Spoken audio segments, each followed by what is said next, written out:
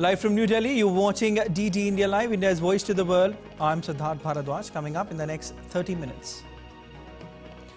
Protests demanding safety of minorities continue in Dhaka and Chittagong.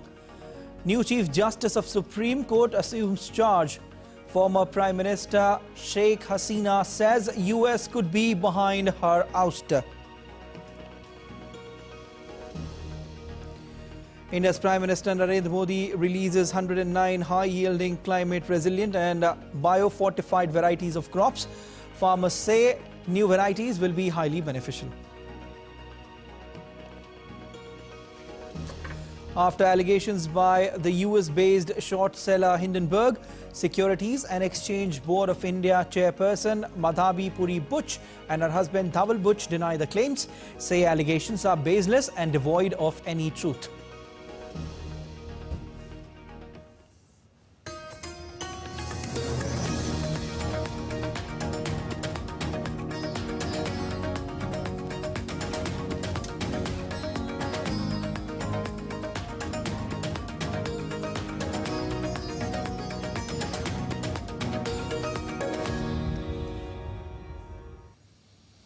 First updates from neighbouring nation of Bangladesh. Thousands of minority community members staged massive protest rallies in Bangladesh's capital and Chittagong on Saturday. The second consecutive day demanding protection amid nationwide vandalism that saw attacks on temples and their households and businesses. The continuing violence comes as a massive challenge for the interim government in the country, which was sworn in on Thursday under the leadership of Chief Advisor Muhammad Yunus. On Friday, Bangladesh Hindu Buddhist Christian Oikya Parishad sent an open letter to the head of interim government Muhammad Yunus, expressing concerns over violence against the minorities. Professor Muhammad Yunus condemned on Saturday the attacks on minority communities, calling them heinous. He urged youth of the country to protect families of minority communities from harm. Hundreds of Hindu demonstrators took to the streets of capital Dhaka protesting against attacks on their properties in different corners of Bangladesh after the fall of Sheikh Hasina's regime last week. Meanwhile, India is closely monitoring the developments in Bangladesh. The 2,000-kilometer border between West Bengal and Bangladesh is vulnerable due to political unrest in Dhaka, prompting the border security force to be on high alert. In Bangladesh, recent violence seen amid the takeover of the interim government following Sheikh Hasina's resignation has drawn global outrage. At the United Nations headquarters, people protested to demand protection for Hindus and other minorities. The United Nations has also condemned the recent attacks on Hindu minorities in Bangladesh. In Washington, D.C., demonstrators gathered outside the White House and called on the American authorities to condemn the atrocities. Protests are also being held in UK's capital, London. The demonstrators demanded protection of Bangladeshi Hindus. Protests even happened outside the BBC headquarters with an aim to draw attention towards global media on attacks that are happening in Bangladesh on the minority Hindu community. Widespread violence has been reported against Hindus in Bangladesh after the fall of Sheikh Hasina government.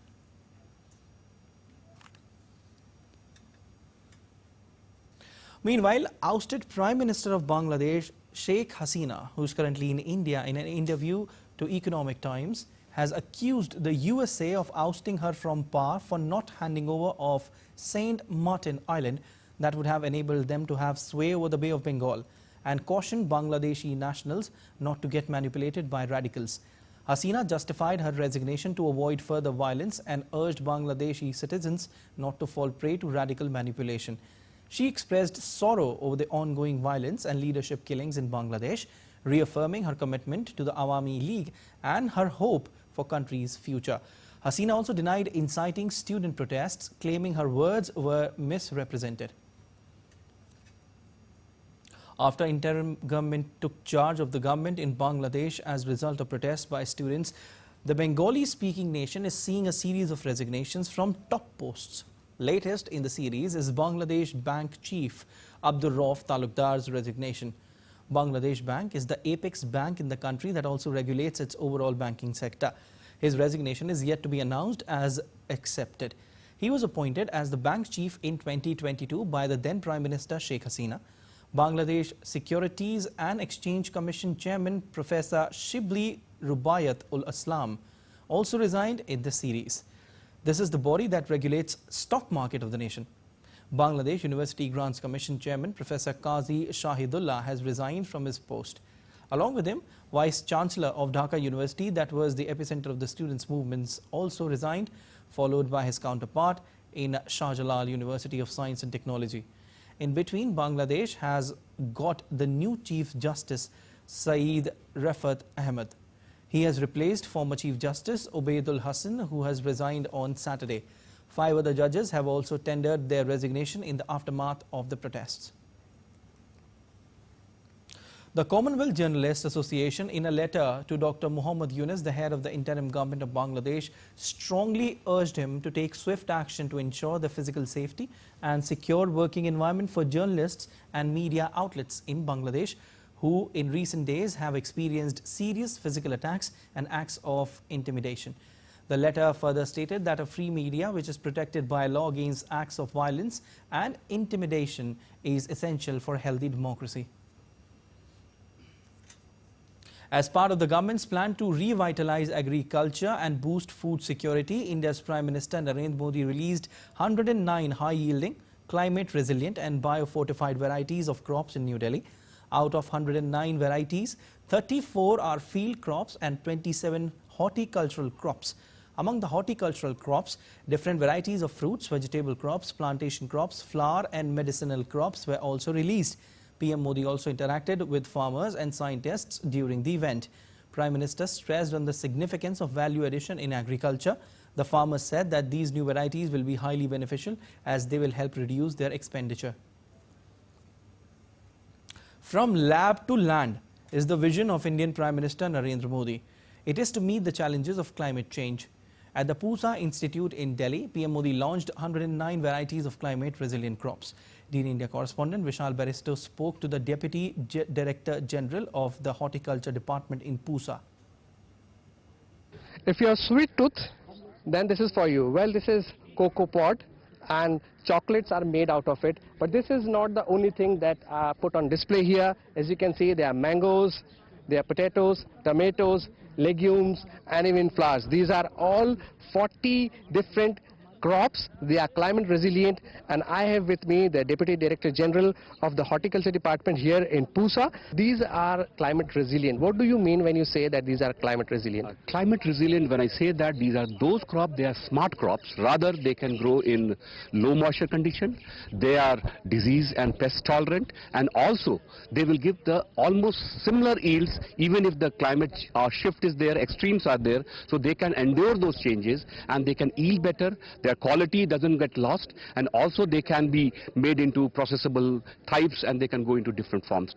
There are two terms used very often, iron fortified and zinc fortified. So what is, in a layman's language, what is iron and what is zinc fortified? See, horticulture crops per se, they are rich in, I should say, micronutrients and different, I should say, amino acids and other vitamins. So as a result, these micronutrients which are now deficient in Indian food, so these are there in these horticulture crops as well as field crops where the levels are high, which can replenish the daily requirement. From here to a common man's plate, how long will that take? These we are taking new models now.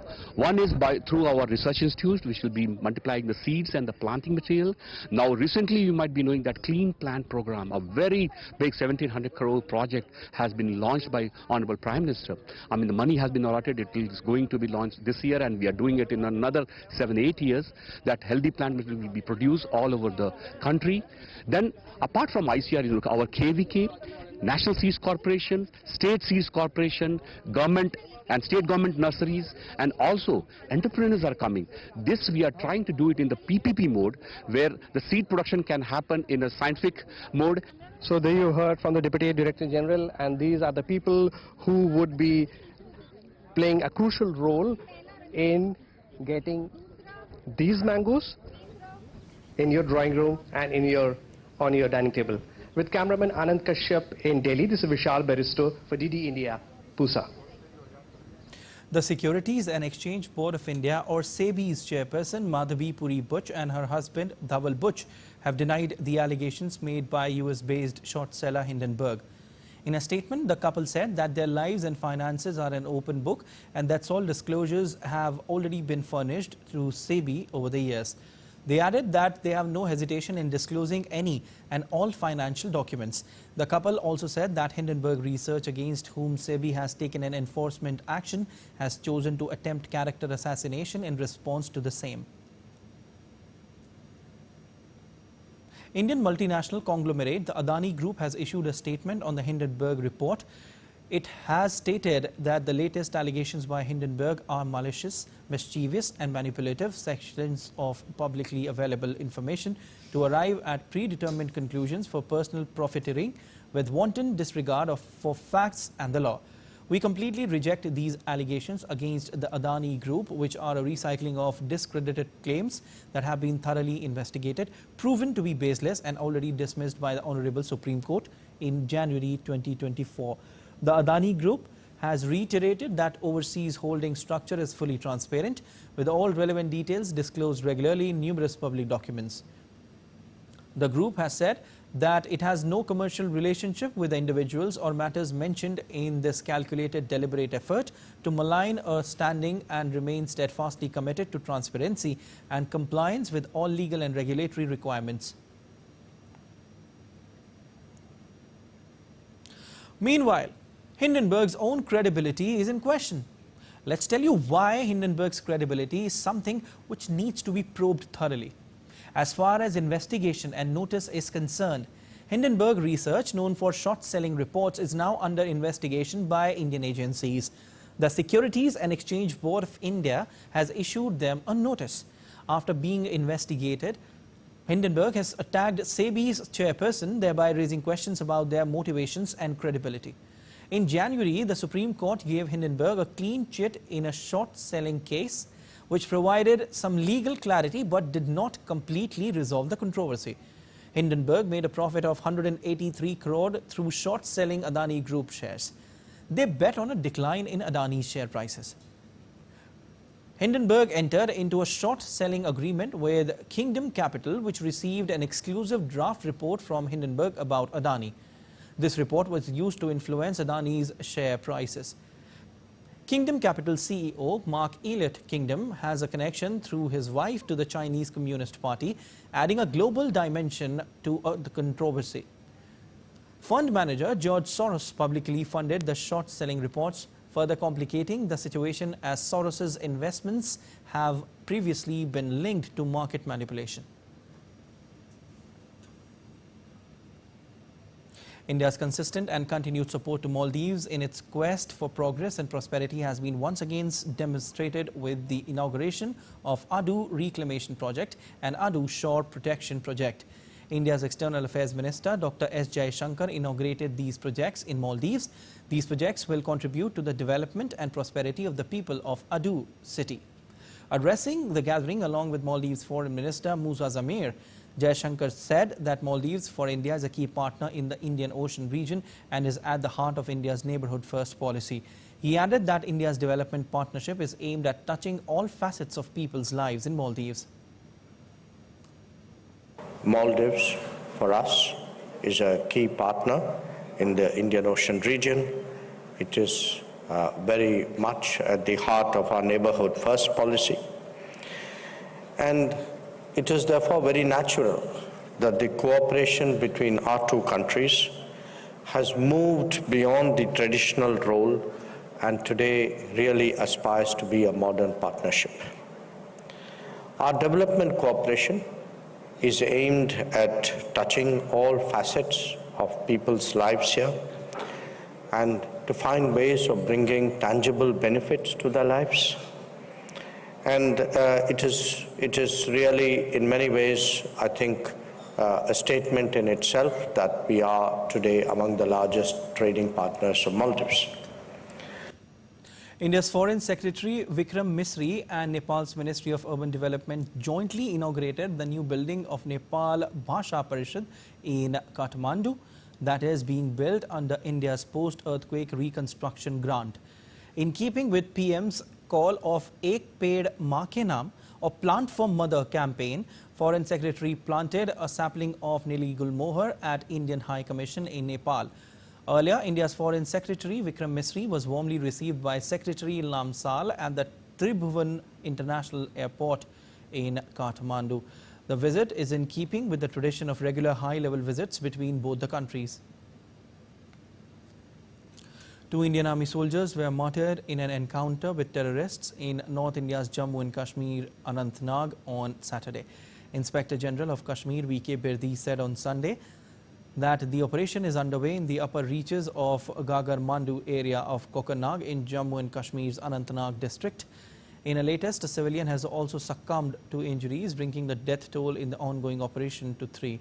Communication is hampered due to the challenging terrain. Search is underway to apprehend the terrorists.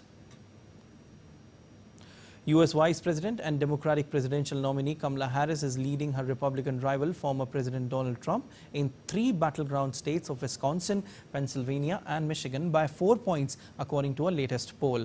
Earlier, an Ipsos poll showed Harris led Trump nationally 42% to 37% in the race for the November 5th election.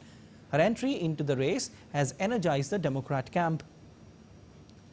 President Joe Biden ended his re-election bid on July 21st and endorsed Harris for polls after a disastrous debate performance against Trump in late June. In a rare display of bipartisan agreement, Vice President and Democratic presidential candidate Kamala Harris has endorsed eliminating taxes on tips for hospitality and service workers, echoing a tax proposal originally put forward by former President Donald Trump just months ago. The announcement came during a campaign rally in Las Vegas on Saturday. Harris and running mate Minnesota Governor Tim Walz addressed a crowd of thousands, including members of Nevada's influential Culinary Workers Union. It is my promise to everyone here, when I am president, we will continue our fight for working families of America.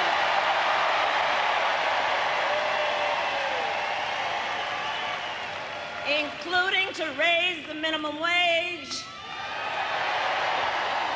and eliminate taxes on tips for service and hospitality workers. And when I am president, I will continue that work to bring down prices. I will take on big corporations that engage in illegal price gouging, corporate landlords that unfairly raise rents on working families, and take on big pharma and cap the cost of prescription drugs for all Americans. U.S. Vice President and Democratic presidential nominee Kamala Harris pushed for a Gaza ceasefire and hostage release deal between Israel and Hamas as tensions in West Asia escalate. Well, look, first and foremost, and the President and I have been working on this around the clock, we need to get the hostages out. We need a hostage deal and we need a ceasefire. And I can't stress that strongly enough. It needs to get done, the deal needs to get done, and it needs to get done now. In a precise operation on Saturday night, Israeli forces killed 19 alleged Hamas and Islamic Jihad terrorists. Israeli officials claim that they were in hideout that was actually a Hamas command and control center. According to Israel Forces spokesperson, the so-called center was embedded inside a mosque in the Al-Tabayin school compound. As per Israeli claims, these terrorists were operating to carry out attacks against IDF soldiers and the state of Israel from inside the compound. Furthermore, no severe damage was caused to the compound when the terrorists were situated.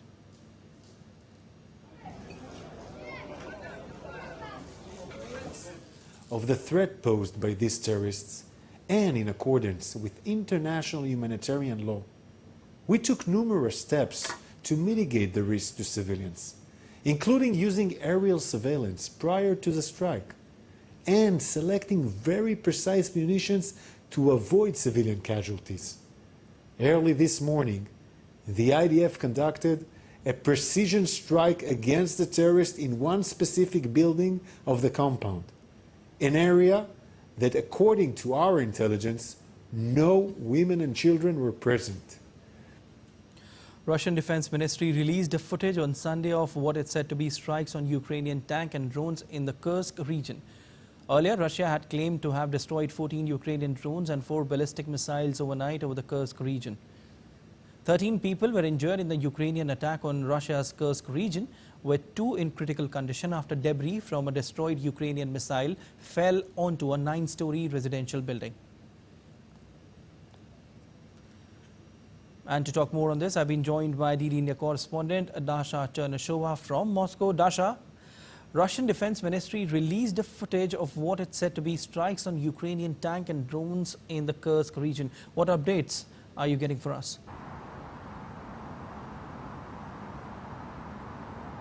Well, the Russian Ministry of Defense says it is continuing to fight against the Ukrainian incursion. They say they have been repelling the Ukrainian attempt to move deeper into the Russian territory and also to break through more into the Russian Federation. The MOD has been releasing those videos ever since Tuesday morning when this incursion actually started. We also understand that the Russian Ministry of Defense has been striking the Ukrainian positions with the artillery. They were also attacking them not only on the territory of Russia's Kursk region, but in the Sumy region of Ukraine, which is directly adjacent to Russia's Kursk region. In the meantime, the residents have been evacuated, 76,000 people. That's according to the numbers that have been given on Saturday. So this number may be much larger to this moment of people who have been evacuated to the safer areas deeper inside Russia. And all that is taking place as Russia says it is going to crush the enemy, in the words of Russia's Chief of General Staff, Valery Gerasimov. Okay, Dasha, now what's the latest when it comes to incursion by Ukrainian forces?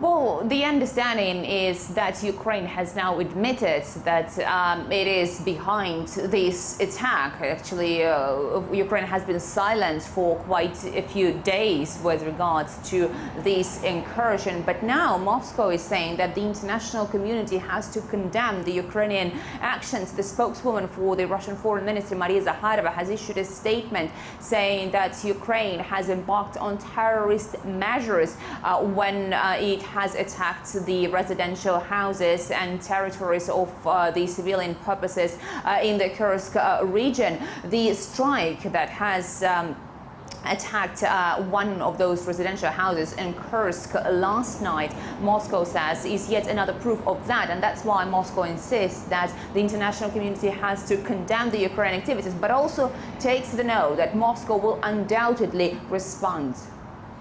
All right, thanks for analysis, Dasha. Updates now on all the action from Paris Olympics 2024. India's campaign at the 2024 Paris Olympics concluded on Saturday with 5 bronze and 1 silver medal from the 117-member contingent. India will return with 6 medals from Paris, won by Manu Bhakar, Sarabjot Singh, Neeraj Chopra, Aman Sehrawat, Swapnil Kusale and the men's hockey team. Neeraj Chopra joins the elite club of Sushil Kumar, PV Sindhu to bag medals at 2 consecutive Olympics. Meanwhile, Swapnil Kusale becomes the first Indian to win an Olympic medal in men's 50-meter rifle 3 positions event. Manu Bhakar also created history by becoming the first Indian post-independence to secure 2 medals in a single Olympic edition.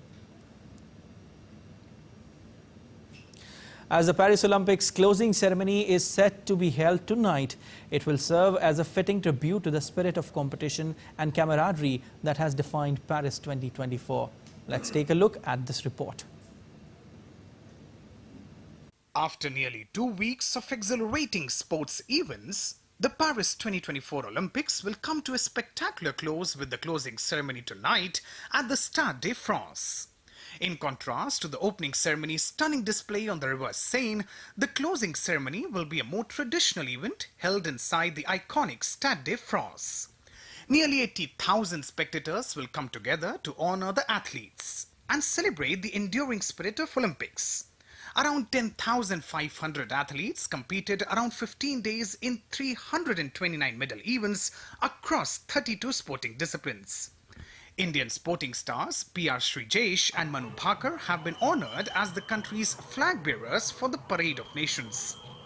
The closing ceremony will also mark the ceremonial extinguishing of the Olympic flame and the official handover of the Olympic flag to the Los Angeles 2028 Organizing Committee, symbolizing the transition to the next Summer Games. American singer Billie Eilish, American rapper Snoop Dogg and the Red Hot Chili Peppers are set to give spectacular performance during the closing ceremony. The performance, which will be a blend of both pre-taped and live segments, will broadcast from Los Angeles. As the 2024 Paris Games draw to a close, international athletes are preparing to bid farewell after weeks of intense and thrilling competition in Paris. In contrast to the grandiosity of the opening ceremony, the closing event will embrace a more traditional approach. Instead of the open-air spectacle along the Seine River, the finale will take place within the iconic Stade de France, a venue with a sitting capacity of 80,000 people. Throughout the Games, the stadium has been stage of numerous memorable events. With camera person Senthil, Narayan Singh, DD India, Paris. That's all for this edition of DD India Live, but let us know your thoughts on the news of the day. For those on the go, you can get all the latest news and updates from India and across the world on the DD India mobile app. The app is available on both Android and iOS platforms. Scan the QR code on the screen to download now. We'll be back with more news as it breaks here on DD India. I'm Siddharth Bharadwaj. From all of us here in Delhi, thanks for watching DD India Live.